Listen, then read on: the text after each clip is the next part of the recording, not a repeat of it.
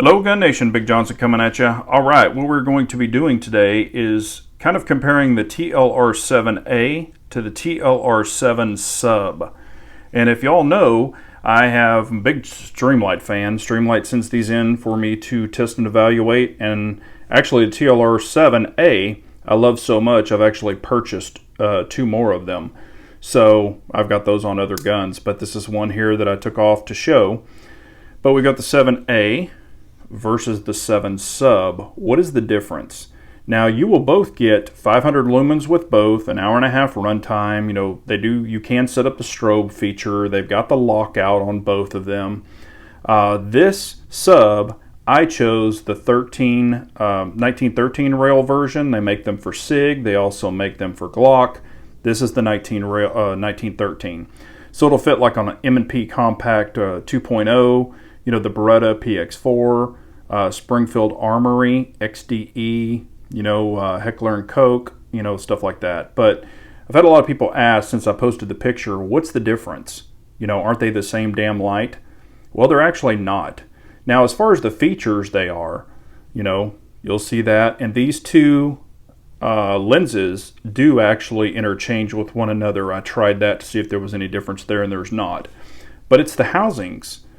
You know, if you look at them, see how this one, and it might not come across in video, but this one's a little more boxy, this one's more round, a little more tubular, and this one is actually, if you line up the housings, and what I'm doing is going by, or let's just line up the tail caps. So if you line up the tail caps, the sub is a little bit longer, I'm talking a tad, but here's where it really comes into play. Look at your lockdowns. This one is skinnier, it's 1913. And then this one, well, let's kind of show it here.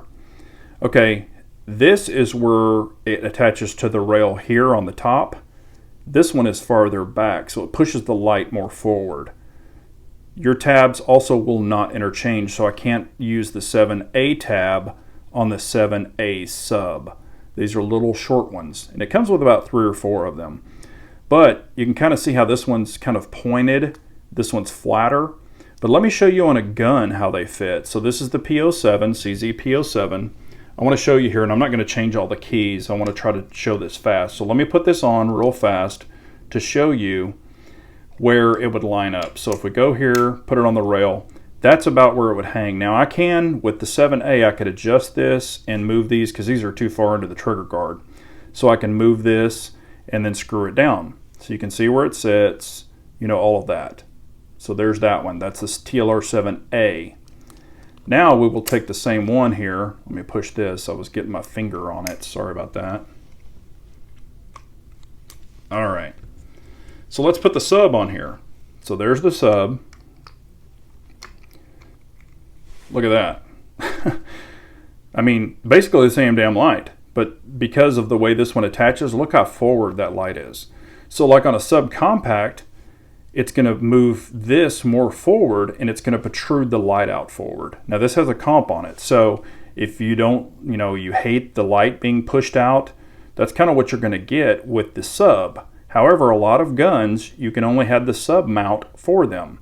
So if you've got, like, again, the P365, get the 365 version, the Glock, you know, 48, 43, MOS or something, get the TLR-7 for the Glock. It's the sub for Glock or for the 365, or you can get the 1913 one as I did, and you know, it'll move the light out forward. Now, does it fit on a regular pick rail like on an AR or a PDW? Yes, I have put them on the PDWs and stuff just to test it, and it works on those fine.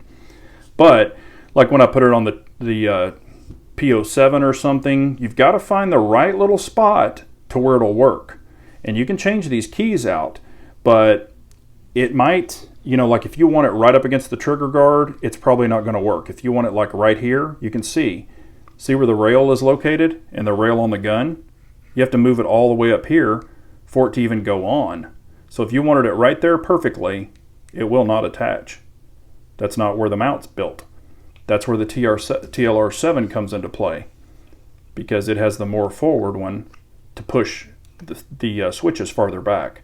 So that's where this comes into play. So there is a difference.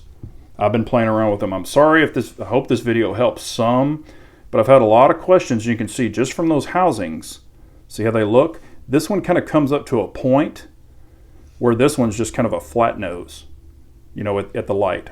That might show it even better. But there is a difference. So we'll still test out the sub.